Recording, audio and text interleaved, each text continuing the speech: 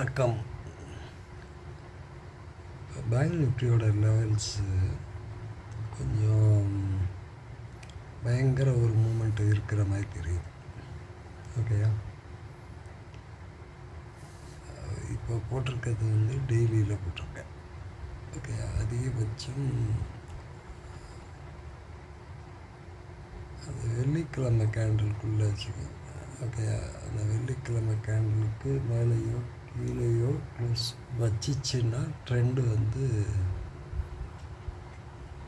பெரிய அளவுக்கு மேலேயோ கீழேயோ போகலாம். எதர் வந்து நான் எதிர்பார்க்குறது கீழே இந்த இடம் வரைக்கும் வரலாம். 54,624, 54,472 அது கீழே கட் பண்ணிச்சுன்னா தான் ஃபர்தராக கீழே வரணும். ஆக்சுவலி வந்து இந்த இடம் வந்து பயங்கர ரெசிஸ்டன்ஸாக ஆக்ட் பண்ணணும் அப்படிங்கிற மாதிரி நான் பார்க்குறேன். ஆனால் எதர் சைடு வந்து பெரிய வயலண்ட்டாக மூவ் ஆகும். மேலே போனாலும் பெரிய அளவுக்கு மேலே போகாது. அப்படி மேலே போய் இந்த கேண்டில் எப்போ கட் பண்ணி மேலே போயிட்டு திருப்பி கீழே வந்தால் கூட இதை கட் பண்ணும்போது பெரிய அளவுக்கு இது மாதிரி கேண்டில் வந்து ஃபார்ம் ஆகலாம். அப்போ வந்து மூமெண்ட் வந்து நிறைய இருக்கிற மாதிரி பெரிய அளவில் இருக்கிற மாதிரி எனக்கு தெரியுது. சார்ட் செட்டப்பில் அந்த மாதிரி கேண்டில் பேசிஸில் பார்த்தோம்னா ஒரு 2-3 நாள் வந்து பெருசாக இருக்கிற மாதிரி தெரியுது.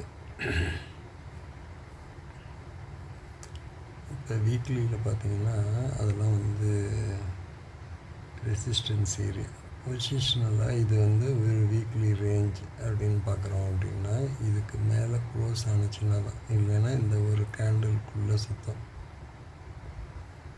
அதுதான் வந்து உங்களுக்கு டெய்லியில் காமிச்ச லெவல். ஓகேயா, அதுக்கு கீழே கட் பண்ணிச்சுன்னா தான், இந்த கேண்டிலுக்கு கீழே க்ளோஸ் ஆனிச்சுன்னா தான் இங்கே வரும்.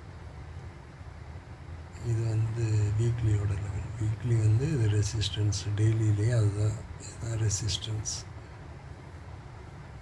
மந்த்லியில்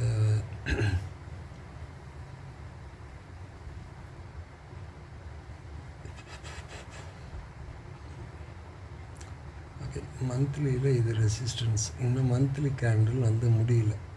ஓகேயா, மந்த்லி இந்த மாதம் கேண்டில் வந்து இந்த கேண்டிலுக்கு மேலே க்ளோஸ், இல்லைன்னா போன மாதத்து கேண்டில் ரெட் கேண்டிலுக்கு மேலே க்ளோஸ்ன்னு வச்சா தான் இந்த இடத்துக்கு போகும்.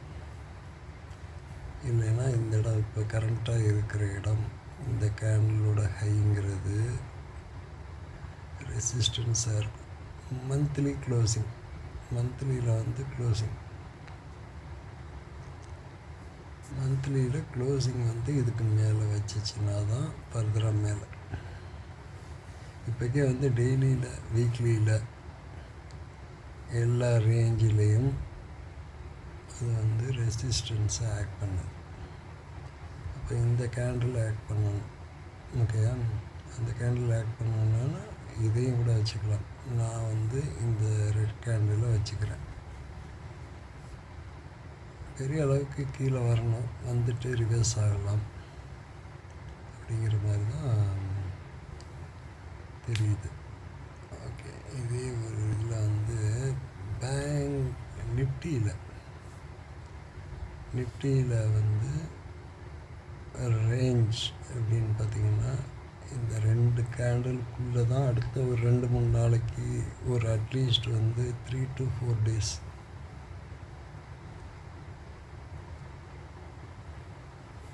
க்ளோசிங் வைக்கும்.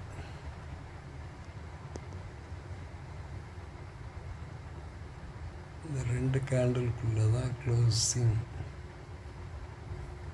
வைக்கணும். இதில் ஒரு 3 நாள் இப்படி வச்சுட்டு திருப்பி கீழே வரலாம், இல்லைன்னா திருப்பி இங்கேருந்து மேலே போகலாம்.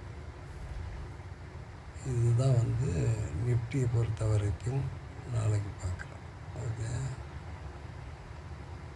அடுத்தது வந்து ஒரு வீக்லியில் அப்படின்னு பார்த்தோம்னா வீக்லியில் ரெசிஸ்டன்ஸ் ஏரியா தான் இருக்குது. அந்த கேண்டலுக்கு மேலே முடிஞ்சால் பார்ப்போம்.